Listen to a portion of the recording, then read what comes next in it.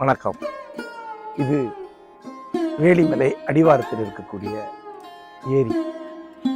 இந்த ஏரி வீர சோழன் ஏரி என்று அறியப்படுகிறது. சோழரால் வெட்டப்பட்டது. இந்த வேலிமலை இங்கிருந்து வரக்கூடிய தென்மேற்கு பருவக்காற்றை முழுமையாக தடுத்து ஒரு பிராக்கெட் போல ஆகி மொத்த மழையும் கன்னியாகுமரி மாவட்டத்திலேயே பெய்ய வைக்கும் நோக்கத்துடன் உருவாக்கப்பட்டது என்று நான் நினைக்கிறேன். அவ்வளவு மழை இந்த வேலிமலை மேல பெய்யும். அதுக்கு அந்த பக்கம் காளிகேசத்திலிருந்து தடிக்காரங்குளம் வரைக்குமான இடங்கள் இருக்கு. கடுக்கரை வரைக்கும் அந்த மலையோட மறுபக்கம் சென்று முடிகிறது. அங்கும் கடுமையான மழை பெய்யும். கடுக்கரை தான் கன்னியாகுமரி ஜில்லாவிலே அதிகமாக மழை பெய்யக்கூடிய இடம் என்று சொல்லப்படுகிறது. இந்த மழை முழுக்க சேகரிக்கப்பட வேண்டும் என்ற எண்ணம் பழைய ஆட்சியாளர்களிடம் உண்டு. குறிப்பாக சோழர்கள் குமரி மாவட்டத்தில் நீர்நிலைகளை மிக அதிகமாக உருவாக்கினார்கள். அந்த தண்ணி வழிந்து வரக்கூடிய இடங்களை கண்டுபிடிக்கிறாங்க. எப்படின்னா, அந்த இடத்துல சுண்ணாம்பு கொண்டு கொட்டுவாங்க. சுண்ணாம்பு எங்க வந்து தேங்குதோ, அதை எந்த தடத்துல வருதோ அந்த இடத்த கண்டுபிடிச்சு அந்த இடத்துல ஏறி விட்டுவாங்க. அப்ப இந்த இயற்கையாக அந்த மழை தண்ணி முழுக்க அங்க வரும். இப்படி இந்த மலையுடைய அடிவாரத்துல கிட்டத்தட்ட 100க்கும் மேற்பட்ட ஏரிகளை வெட்டியிருக்காங்க. ஒரு ஏரியில இன்னொரு ஏரி பக்கமா இருக்கும், பார்க்குற தூரத்துல இருக்கும். இந்த ஏரிக்கு அந்த வரப்புக்கு அந்த பக்கம் தான் அடுத்த பெரிய ஏரி இருக்கு. இவ்வளவு தண்ணி சேகரிக்கப்படும் போது இது நாஞ்சில் நாடு என்று பெயர் கொண்ட விவசாய நிலமாக மாறுகிறது. நாஞ்சில் நாடு என்றால் உழவர் நாடு, கலப்பையின் நாடு என்று பெயர். இதை செய்தவங்க குமரி மாவட்டத்திற்கு படையெடுத்து வந்தவர்கள். அது நல்ல ஞாபகம் வச்சுக்கணும். படையெடுத்து வந்தவர்கள், இதை கைப்பற்றியவர்கள், 300 ஆண்டுகள் இங்கே ஆண்டவர்கள். அவர்கள் சோழர்கள். இந்த நிலம் சேர நிலம், அதுக்கு முன்னால் ஆய் மன்னர்களின் நிலம். அப்போ படையெடுத்து வந்தவர்களுக்கு இதை சூறையாடி செல்ல வேண்டிய என்ற எண்ணம் இல்லை, வளப்படுத்த வேண்டிய என்ற எண்ணம் தான் இருக்கிறது. சங்க காலத்துல நீங்க பாத்தீங்கன்னா, ஒரு மன்னன் இன்னொரு மன்னரை படையெடுத்து சென்று அழித்து கொளுத்தி தரமட்டமாக்கிட்டு வரக்கூடிய பழக்கம் இருக்கு. எரி பறந்தெடுத்தல் என்று புறநானூறு அதை கொண்டாடுகிறது. ஆனா சங்க காலத்திற்கு பிறகு பேரரசுகளின் காலம் வரும்போது உரிமை கொண்டாடல் தான் இருக்கு. ராஜராஜ சோழன் தன்னை சோழ மண்டலத்தின் ஆட்சியாளராக நினைத்துக் கொள்ளவில்லை, இந்த நிலத்துடைய ஆட்சியாளராக தான் நினைத்துக் கொள்கிறார். இங்கும் மகத்தான கோயில்களை கட்டுகிறார், பெரிய நீர்ப்பாசன அமைப்பை உருவாக்குறார், அதுக்கான நிர்வாக அமைப்பை உருவாக்குகிறார்.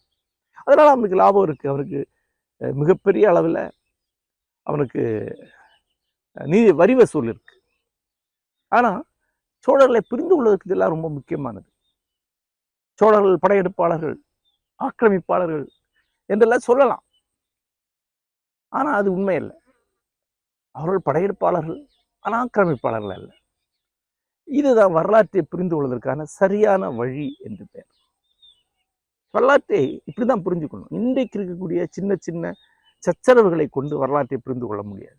இன்று இருக்க 10 பேருக்கு ஏதோ ஆட்சி அதிகாரத்துக்கு வர வேண்டும் என்பதற்காக அவர்கள் உருவாக்கக்கூடிய வரலாறு, அது பெருமித வரலாறாக இருக்கலாம், இழிவு வரலாறாக இருக்கலாம்.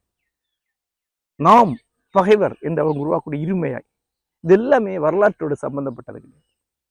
நான் ரொம்ப பெரியவங்க, அவங்க ரொம்ப தொன்மையானவங்க சொல்றதுக்கு ஒரு சம்பந்தம் கிடையாது. அவங்க ரொம்ப கெட்டவங்க சொல்றதுக்கும் ஒரு இது கிடையாது. நான் இங்கே உட்கார்ந்துக்கிட்டு சோழர்கள் 300 ஆண்டுகள் குமரி மாவட்டத்தை சூறையாடினார்கள், ஆகவே குமரி மாவட்டத்துக்கு அவர்கள் எதிரிகள் என்ற ஒரு வரலாற்றை உருவாக்கலாம். அது உண்மை கிடையாது. ஆக்கா பெருமாள் அவர்கள் குமரி மாவட்டத்தில் உள்ள ஏரிகளை மிக பெரிவாக ஆவணப்படுத்தி இருக்கிறார். அந்த ஏரிகளில் பெரும்பாலானவை சோழர்களால் உருவாக்கப்பட்டவை என்பது அவருக்கே அப்பதான் தெரியும். அது தொடர்ச்சியாக ஒரு பெரிய பெயரை அவருக்கும் பெற்று தந்தது, வரலாற்று பார்வையை மாற்றியது. சோழர்களுடைய ஏரிகளை தான் பின்னர் திருவாங்கூர் அரசர்கள் விரிவுபடுத்துகிறார்கள். திருவாங்கூர் அரசர்கள் அந்த ஏரிகளை பேணினார்கள். ஆனா நாம பேணல. சுதந்திரத்திற்கு பிறகு இந்த ஏரி 5ல் 1ஆக சுருங்கி விட்டது. இப்போ மிக குறைவான பகுதி தான் இருக்கு. அந்த பகுதியிலும் பெருசா நீர்பிடிப்பு கிடையாது, சதுப்பாகத்தான் இருக்கு. நீர் வரக்கூடிய வழிகளை எல்லாத்தையும் அடைத்து வீடுகள் கட்டி விட்டார்கள், ஏதோ ஆகிட்டது. அப்புறம் கணிசமான பகுதிகளை ஆக்கிரமித்து தோட்டங்களை துறவுகளை உருவாக்கி பட்டா வாங்கி விட்டார். இந்த ஏரி 60 ஆண்டுகளாக முழுமையாக கைவிடப்பட்டு கிடக்கிறது. இந்த நீர் 1 மணி நேரத்துக்குள் கடல் போய் சேர்ந்துவிடும். பெரும்பாலும் கொஞ்சம் நஞ்ச ஏரிகள் எஞ்சி இருந்தன. அந்த ஏரிகளை இந்த பக்கம் ஒரு பெரிய 6 வழி சாலை ஒன்று வருகிறது. அது பெரிய ஏரிகளை எல்லாத்தையும் இரண்டாக்குகிறது, நிரப்புகிறது, துண்டாக்குகிறது. இந்த ஏரியும் வழியாகவும் போகிறது. ஆக இந்த ஏரியுடைய காலம் முடிந்து விட்டது. மிகப்பெரிய செல்வத்தை சோழர்கள் நமக்கு சேர்த்து கொடுத்திருக்கிறார்கள். மிகப்பெரிய செல்வம். அது என்னவென்றால் ஏரிகள், பாசன வசதிகள். தமிழ்நாடு சாப்பிடும் சோறு சோழர்கள் போட்டது.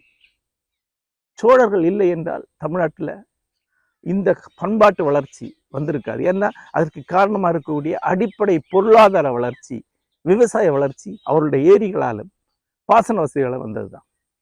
அந்த பாசன வசதிகளுக்கு, ஏரிகளுக்கு நாம் ஒரு செலவு போட்டோம்னால், ஒரு மதிப்பு, பண மதிப்பு போட்டோம்னா பல லட்சம் கோடி ரூபாய் ஆகும்.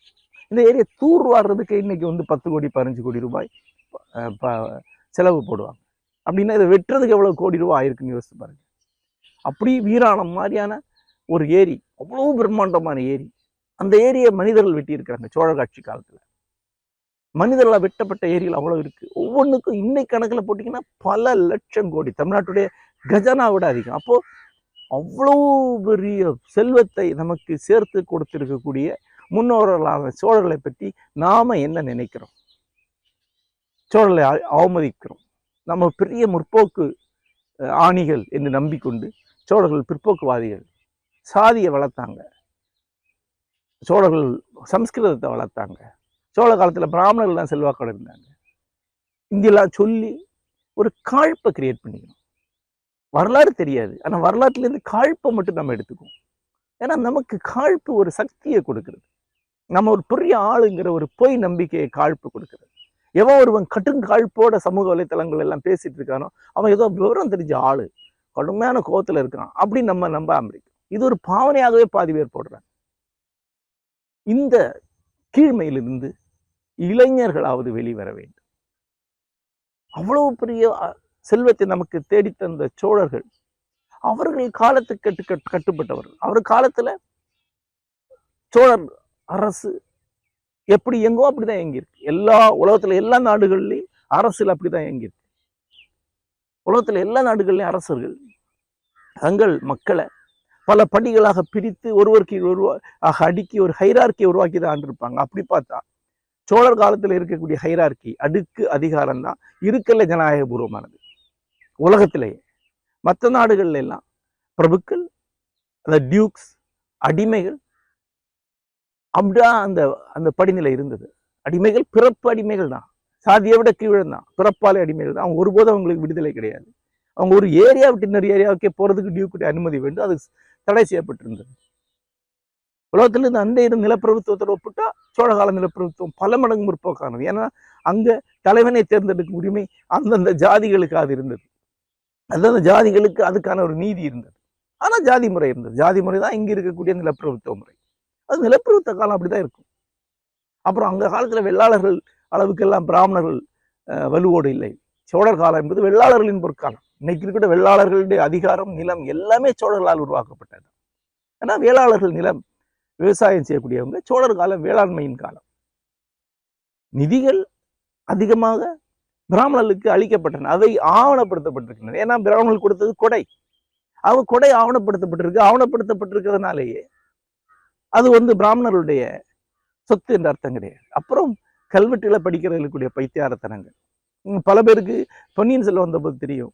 ஆதித்த கரிகாலன் கொலை, ஆதித்த கரிகாலன் கொன்றது பிராமணர்கள் என்று கல்வெட்டுல இருக்கு. இது பேசி பேசி அதுல கல்வெட்டுல இருக்கிறது பிரமாணிமார்னு இருக்குங்க. பிரமாணிமார்னா முதன்மையானவர்கள்னு அர்த்தம், நேரடி அர்த்தம். குறிப்பான அர்த்தம், அந்த காலத்துல பிரமாணிங்கிற டைட்டில் வரக்கூடியது சில மத குழுக்களுக்கு. அதாவது ஆதித்த கரிகாலன் அன்றிருந்த காபாலிக காளாமுகர்கள் போன்ற ஏதோ ஒரு குரூப்புக்கு எதிராக இருந்திருக்கிறார். இன்றைக்கு வரலாற்று ஆய்வுகள், குடவாயில் பாயல சுப்பிரமணியம் மன்னன் நிஜமான வரலாற்று ஆசிரியர், ஆழமான வரலாற்று ஆசிரியர்கள், தகுதியான மாபெரும் வரலாற்று ஆசிரியர்கள் சொல்வது அதுதான். அந்த காலத்துல இங்க லகுலீசா பாசுபதம் மாதிரியான சில மதங்கள் தான் மிக வலுவாக இருந்தன. இந்த தமிழ்நாட்டில் எல்லா கோயிலும் லகுலீசா பாசுபதத்துடைய அடையாளம் இருக்கும். அதனுடைய முதன்மையானவர் அங்கே லகுலீசருடைய சிலை இருக்கும். அது ஒரு பெரிய மதம் அங்கே இருந்திருக்கிறது. அந்த மதம் ஆதித்த கரிகாலன் காலத்துல வலுவு குறையுது. ஏன்னா ஆதித்த கரிகாலன் அதற்கு வெளியே இருக்கக்கூடிய வைகானச வைணவம் மற்றும் ஆகம முறைப்படி ரௌரவ மகுட காமிக ஆகமப்படி அமைந்த ஆகம சைவத்துடைய ஆதரவாளராக இருக்கிறார். ஆகவே இந்த குழுக்கள் அவருக்கு எதிராக சதி செய்கின்றன. அதுல ஒரு குழு கொல்லப்பட்டிருக்கலாம், அதில் ஒரு குழுவால் அவர் கொல்லப்பட்டிருக்கலாம். பிரமாணிமார் என்றாலே முதன்மையானவர். மலையாளத்துல பேச்சுல சொல்லக்கூடிய வார்த்தை தான் பிரமாணிமார் என்பது.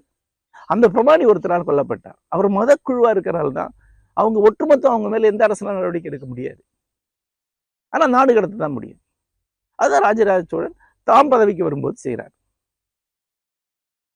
ஆதித்த கரிகாலனுக்கு பிறகு பதவிக்கு வந்த உத்தம சோழன் அந்த மத குழுக்களை மிகப்பெரிய அளவுல பேணுகிறார். அவர் காலத்துலதான் அந்த சைவ சிறுமதம் என்று பின்னாடி சொல்றாங்க, சைவ புறமதம் சொல்லக்கூடிய சின்ன சின்ன மதங்களுடைய கோயில் எல்லாம் உத்தம சோழன் காலத்துல கட்டப்படுது. தஞ்சாவூர் சுற்றி, திருச்சியை சுற்றில அவ்வளவு கோயில் கட்டப்பட்டிருக்கு. எல்லாத்தையும் அவர் கட்டினது. அதன் பிறகு ராஜராஜ சோழன் வருகிறார், ஆகம சைவத்தை நிலைநிறுத்துகிறார். முழுமையாகவே சிறுமத அல்லது புறமத சைவங்களை இல்லாமல் ஆக்குகிறார் அல்லது அப்சர்வ் பண்ணிக்கிறார். அதற்கு அழிக்கல, அதை எல்லாத்தையும் உள்ளிழுத்து கொண்டு ஒரு ஆகம சைவத்தை உருவாக்குகிறார். ஆகம சைவத்தை உருவாக்குனதான் ராஜராஜ சோழனுடைய மிகப்பெரிய கொடை என்று நூல்கள் போற்றி போழ்கின்றன. அதான் அவனுடைய சைவ திருமகன் என்று, சைவத்தின் தொடக்கம் என்று அவரை சொல்றாங்க. இன்னைக்கு இருக்கக்கூடிய ஆகம சைவத்துடைய தொடக்க புள்ளி அவர் தான். அந்த பதவிக்கு வந்த பிறகு கூட அவர் தன்னுடைய தமையனை கொன்ற அந்த சைவ குழுக்களை பழி வாங்கவில்லை. ஏன்னா அவங்க மத குழுக்கள். ஆகவே அவர்களை நாட்டை விட்டு விலக்குகிறார். அவ்வளவுதான் செய்ய முடியும். இதை எப்படிலாம் விளக்கியிருக்காங்க பாருங்க. பிராமணர்கள் ஆதித்த கரிகாலனை கொண்டாங்க. அந்த கொண்டவர்களை இவர் கொல்லல, இவர் நாடு கடத்தினார். ஆகவே பிராமணர்கள் அவ்வளவு செல்வாக்கா இருந்தாங்க. 2, இவரே அந்த கொலையில உடந்தையா இருந்திருக்கலாம். சொந்த அண்ணனை கொண்டவர் தான் ராஜராஜ சோழன். இந்த மாதிரி பைத்தியாரத்தனமான வரலாற்று ஆய்வுகளை அள்ளி கொட்டுறாங்க பாத்தீங்களா. அந்த கால மதச்சூழலே இவங்களுக்கு தெரியல. நீங்க பொன்னியின் செல்வன்லே சரியா தான் காட்டியிருக்கும். ஏன்னா பொன்னியின் செல்வன் நாவல் எழுதும்போது சீனிவாச சாஸ்திரியோட நூலை ஒட்டி தான் கல்கி எழுதியிருக்காரு. அந்த அவ்வளவு பெருசா ஆய்வுகள் வளரல. 1940, 50 ஆய்வுகள் அந்த அளவு தான் வந்தது. குடவயல் பாலு சுப்பிரமணியம் மாதிரி ஒரு மாபெரும் சோழ வரலாற்று ஆசிரியர் அப்போ வரல. அதன் பிறகு எவ்வளோ வரலாற்று வளர்ச்சியில் வந்திருக்கு. பட்டன்ஸ்டைன், நொபுரு கரஷிமா போன்ற வெளிநாட்டு ஆய்வாளர்கள் சோழ வரலாற்றை பற்றி விரிவாக எழுதிவிட்டார். அவற்றையெல்லாம் ஒருங்கு திரட்டி புது ஆகம ஆலயங்களில் உள்ள கல்வெட்டுகள் ஆகிய சான்றுகளோடு குடாவில் பால சுப்பிரமணியம் இன்னும் மிகப்பெரிய எழுதிட்டார். இந்த சான்றுகளை எல்லாம் வச்சுதான் நாங்க பார்க்கும்போது அங்க இருக்கிறது ஒரு பெரிய டசில், ஒரு பெரிய போர். அதாவது பழமையான சைவ மத குழுக்களுக்கும் உருவாகி வந்து கொண்டிருக்க ஆகம மதிப்புள்ள ஆகம அடிப்படையிலான சைவத்துக்குமான போர். அதுல ஆகம சைவத்தின் தரப்பாக இருந்தவர் ராஜராஜ சோழன். அவர் பதவிக்கு வந்த பிறகு வைணவத்துல வைகானச ஆகமும், சைவத்துல சைவ ஆகமங்களும் முன்னிறுத்தப்பட்டன. ஆகம ஒருபடி ஆலயங்களின் பூசைகள் ஒருங்குபடுத்தப்பட்டன. ஏன் இந்த வேறுபாடுங்கிறது கொஞ்சம் அதெல்லாம் விரிவா பேசலாம். இந்த சைவ குழுக்கள் என்பவை கல்ட்டுகளாகும், அதெல்லாம் மதங்கள் கிடையாது. அது காபாலிகர், காளாமுகர்ல இருந்து ஆரம்பிச்சு லகுலீசா பாசுபதம் தான் அதுல மிகப்பெரிய மதம். அதை பற்றி தனியாக இன்னொரு முறை சொல்றேன். அந்த பாசுபதம் வரைக்குமான மதங்கள் கல்ட்டுகள். அதுல துறவிகளாகவோ முழு நேர நம்பிக்கையாளர் இருக்கக்கூடிய சின்ன சின்ன குழுக்களுக்கு தான் முழு அதிகாரம். அதாவது பண்டாரங்கள், சாமிகள் சொல்லக்கூடியவங்களுக்கு தான் முழு அதிகாரம். இன்னைக்கு நாத்துல இருக்கு இல்லையா, இந்த நாகா சுவாமிகள் அல்லது அந்த மாதிரி இருப்பாங்க, அவங்கள மாதிரி ஆட்கள், அவங்களுக்கு முழு அதிகாரம். அவங்கள கடவுளாக நினைக்கணும், கடவுள் மாதிரி கும்பிடணும். அவங்க மானைக்கு மறு ஆணை கிடையாது. பல ஆண்டுகளுக்கு முன்னாடி ஒரு கும்பமேளாவில் கொஞ்சம் நாகசாமிகள் போறாங்க. அவங்களுக்கு வழி இல்லை, பெரும் கூட்டம், நிற்க முடியல. இரும்பு கட்டையால போற வழியெல்லாம் அடிச்சுக்கிட்டே போயிட்டாங்க. 100க்கு மேல ஆளுகளை கொண்டுட்டாங்க. அதுக்கு அவங்களுக்கு தண்டனை எல்லாம் கிடைக்க அன்றைக்கு சட்டம் இருந்தது பிரிட்டிஷ் ஆட்சி காலம். ஆனா அவங்க மைண்ட் செட் அப்படிதான் இருக்கு. மக்கள் அவங்களுக்கு ஒரு மாக்கள் தான். அவங்க ஒரு ஒரு மேட் குரூப்ஸ். அந்த குரூப்ல எந்த அரசனும் அதை பேண முடியாது. அது அந்த குரூப்ஸ் இருக்கக்கூடிய அதுல ஒரு பேரரசு உருவாக முடியாது. மக்கள் அதிகாரம் வரணும் ஆலயத்துல. ஆலயம் மக்களுக்குரியதா இருக்கணும். மக்களுக்கு வெவ்வேறு வகையில ஜனநாயக உரிமைகளோட ஒரு ஆலயம் இருந்தால் தான் அந்த ஆலயம் செழிக்கும். அந்த ஆலயம் அரசாங்கத்துக்கு அடிப்படை சக்தியை கொடுக்கும். ஆகவே ராஜராஜ சோழன் ஆகம முறைப்படி தமிழ்நாட்டில் உள்ள எல்லா ஆலயங்களையும் ஆகம அடிப்படையில கொண்டு வந்தார். அது வழியாக சைவ பெருமதத்தை அவர் உருவாக்கினார். இது ரொம்ப முக்கியமான ஒரு விஷயம். அவர் கேரளத்திலையும் சைவ ஆகம முறைகளை கொண்டு வந்தார். அவருடைய ஆட்சி காலத்திற்கு பிறகு மறுபடியும் இங்கே தாந்திர வழியிலான பூஜைகள் வந்தன. தமிழ்நாட்டில் இன்று இருக்கக்கூடிய சைவம் வைணவ ஆகம முறை சோழ காலத்தில் உருவானது. அதுக்கு எதிரான ஒரு சக்தியால் தான் ஆழ்த்த கரிகாலன் கொல்லப்பட்டார். இந்த சூழலை புரிந்து கொள்ளாம பிரமாணிகளுக்கு பிராமணர்களுக்கான வேறுபாடு தெரிந்து கொள்ளாம எழுதப்படக்கூடிய வரலாறுகள் இவ்வளவு அநீதியை நம்முடைய முன்னோருக்கு இழைக்கின்றன. குறைந்த அறிவு என்பது உடனடியாக சதி கோட்பாடுகளை நோக்கி போகும். வரலாற்றில் ஏதோ ஒரு பெரிய சதி கிடக்கு, நான் ஒரே ஒரு புத்திசாலி, நான் அறிஞனுக்கு அறிஞன், எனக்கு ஒண்ணுமே தெரியாது, ஆனா அதை கண்டுபிடிச்சிட்டேன் என்று சொல்லக்கூடிய முட்டாள்களை உருவாக்குது. இவங்கெல்லாம் இவங்களுடைய சொந்த சாதி சொந்த அரசியல் சார்ந்த காழ்ப்புகளுக்கு வரலாற்று பேர ஆளுமைகளை இரையாக்குகிறார். அதிலிருந்து வெளியே வர்றதுக்கு முழுமையான அறிதல் தான் ஒரே வழி. இப்போ வரலாற்றை அறியறதுக்கு சைவ மரபு தெரியாதனால்தான் சரித்திரத்துல இவ்வளவு பெரிய ஓட்டைகளை போடுறாங்க. பிற ஆய்வாளர்களுக்கும் குடவாயில் பாலசுப்ரமணியன் வேறுபாடு என்பது அவர் முழுமையா ஆகமங்களை கருத்தில் கொண்டுதான் அந்த வரலாறு எழுதுகிறார். ஆகமங்களை தெரியாம சைவ காலகட்டத்துடைய உண்மையான கருத்தியல் போர் என்ன என்பதை புரிந்து கொள்ள முடியாது. ஆகமங்களுக்கு வெளியே இருக்கக்கூடிய சைவத்துக்குமான போர் என்னன்னு புரியாது. அந்த போர் சாதாரண போர் கிடையாது, இப்போ நீடித்து கொண்டு இருக்கக்கூடிய போர். உதாரணமா சிதம்பரம் ஆலயம் சைவ ஆகம மரபுகளுக்கு வெளியே இருக்கக்கூடிய தனி ஆகமம். அது அவங்க மகுடம்ங்கிற ஒரு ஆகமத்தை கடைபிடிக்கிறாங்க. அதை சைவ பெருமதம் அதாவது மடங்கள் ஏற்றுக்கொள்வதில்லை. ஆகவே சைவ மடங்களுக்கு சிதம்பரத்துக்கும் என்ன போர் தொடர்ந்து கொண்டே இருக்கிறது. ஆகம மரபுக்கும் ஆகம மரபுக்கு வெளியே இருந்து பேசினா என்பதுதான் ராமலிங்க வள்ளலாருக்கு ஆகம மரபை பின்பற்றக்கூடிய சைவ மடங்களுக்குமான பூசல். ஆறுமுக நாவலருக்கும் வள்ளலாருக்குமான பூசலே அதுதான். அது இன்று வரைக்கும் தொடரக்கூடிய ஒரு பெரிய கருத்தியல் சண்டை, ஒரு 1500 ஆண்டுகளாக நடக்கக்கூடிய ஒன்று. அதை ஒருவர் புரிந்து கொண்டால்தான் சோழர்களுடைய ஆட்சியை புரிந்து கொள்ள வேண்டிய ராஜராஜ சோழனை புரிந்து கொள்ள முடியும். அப்போ சைவம் கொஞ்சமா தெரியணும், சைவ ஆகமங்கள் தெரியணும், சைவ நூல்கள் தெரியணும், சிற்பக்கலைகள் கொஞ்சம் தெரியணும், ஆலயங்கள இருக்கக்கூடிய பொதுவான விஷயம் என்னன்னு தெரியணும், கல்வெட்டுகளுடைய சரியான மொழி தெரியணும், கொஞ்சம் சம்ஸ்கிருதம், கொஞ்சம் பிராகிருதம், கொஞ்சம் பாலி தெரியாம தமிழ் மொழி தெரிஞ்சுக்க முடியாது. அது ஒருங்கிணைந்த அறிவு தான் தேவை.